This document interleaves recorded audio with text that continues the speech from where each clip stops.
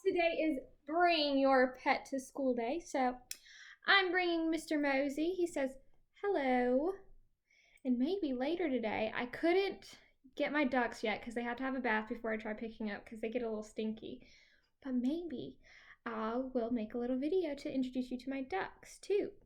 Because that's also, they're part of the school because they live with me. All right, let's look at our calendar. Mr. Mosey is going to help us with the calendar today. All right. Our month is May, and then let's go through our days of the week. Sunday, Monday, Tuesday, Wednesday, Thursday, Friday, and Saturday. All right, we're ready to count. Let's figure out what day it is. 1, 2, 3, 4, 5, 6, 7. Today is the 7th. And we're going to go find our date and go up the column to figure out our day of the week, which is Thursday. Thank you, Mr. Mose, for helping me with the calendar this morning. All right, I'm going to let him go so we can figure out our days of the week. All right, we just said today was,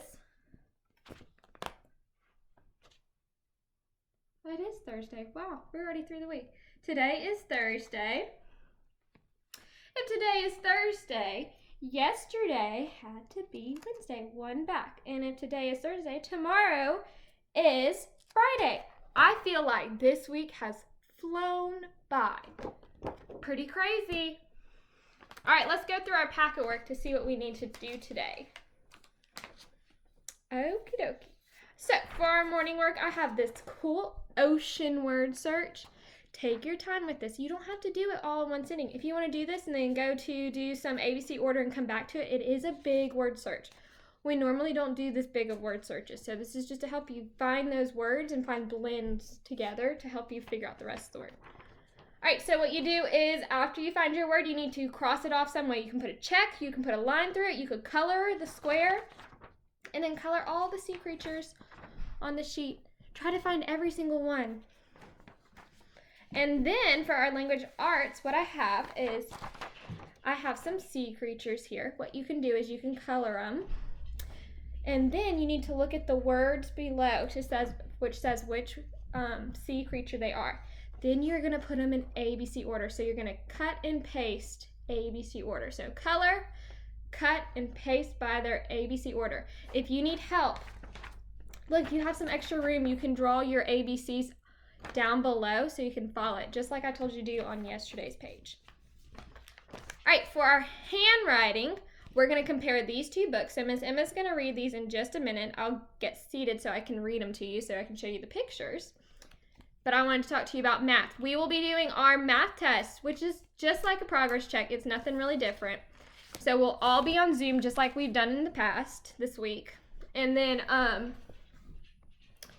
what we'll do is we will, just like we did, do the math test, and then we'll do it right after library. So library's at 11, and so just stay on for our math test. And then we have our word of the week about. So write your sentence and then pick your crayon boxes. We're almost close to finishing up our crayon boxes for the week. So do your at-home learning menu. And then that is it for all of our work. So let's read our two stories. What we're doing is you need to listen to my stories.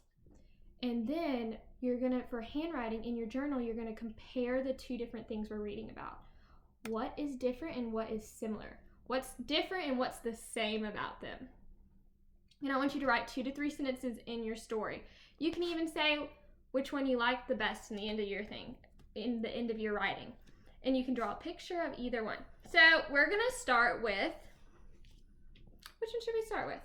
Eeny, meeny, miny, mo, get your tag, rat, tag, we're going to do dolphins. All right, let me get comfortable. Dolphins by Martha E. H. Restad. All right. Dolphins. Oh, look, they have a table of continents. They have a table of contents. This shows what page you can find this important information from your story. All right, dolphins are mammals.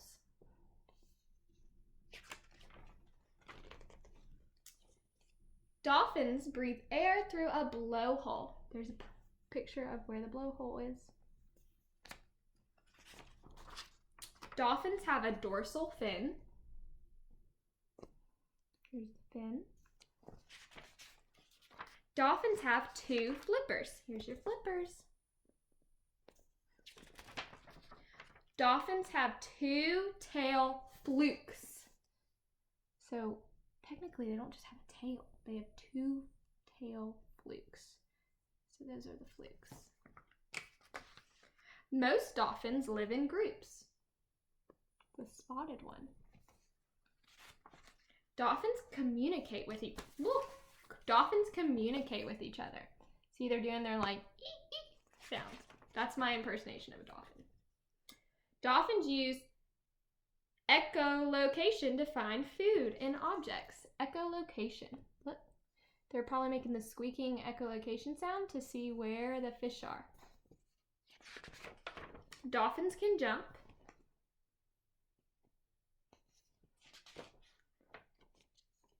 And that is the end. That's just kind of going over some of the... Okay, so here we go. Blowhole is an opening on the top of a dolphin's head. A flap closes over the blowhole when the dolphin is underwater, so water doesn't get in. This is going over the vocabulary. Breathe. Breathe means to take in air in and out of the lungs. Dolphins come to the water surface, which is the top where they can get the air just out of the water, to breathe through a blowhole. All right, communicate means to share information or feelings by making sounds or moving. Dolphins squeak, whistle, click, and grunt. That was my whistle that I was making with the squeak sound, where they're like, ee, ee. Then, all right, let's see. Dorsal fin. Dorsal fin is a part that sticks up on a dolphin's back. Dorsal fins keep dolphins cool. Echolocation is using sounds to find food and other objects. Dolphins make a sound and listen for echoes that bounce off objects. A flipper is a flat limb with bones on a sea animal. Flippers help dolphins balance and steer while they swim. Pretty cool. It's almost like they're wheels.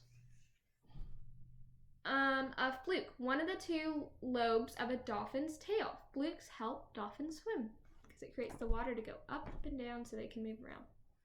Mammal, a warm-blooded animal with a backbone. Mammals feed milk to their young. Pretty cool.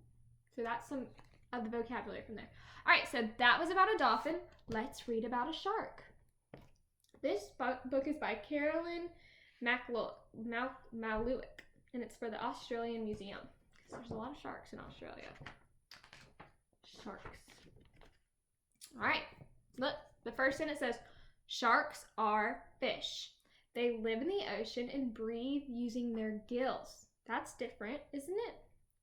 A dolphin has a blowhole and sharks have gills. They have fins and a tail. So here's a shark's gills, but they have fins and a tail. They don't have flippers though. I don't think they have flippers. There are hundreds of different types of sharks in the world. Those look like hammerhead sharks. The biggest sharks are whale sharks. They can grow as long as a school bus. These can be as big as the yellow school bus or the white school bus that y'all take to Serenbe on our field trips. Look, there's a person next to it. I've seen them at the Georgia Aquarium. The smallest sharks are dwarf dogfish sharks. Some only grow as long as a hand. Wow. Most sharks are small and not dangerous to people. Sharks live in oceans all over the world. Some sharks, such as goblin sharks live very, very deep in the ocean. This is one that was caught. Some sharks, such as hammerhead sharks, swim near the surface of the ocean. So they are up on that, right where the water is about to hit the air. Some sharks, such as wobegongs, are hard to see. Ooh, can we see it? Here's its eyes. There's its body. Different sharks eat different things. Port Jackson sharks eat sea urchins and starfish. They have lumpy, round teeth for crushing and grinding food.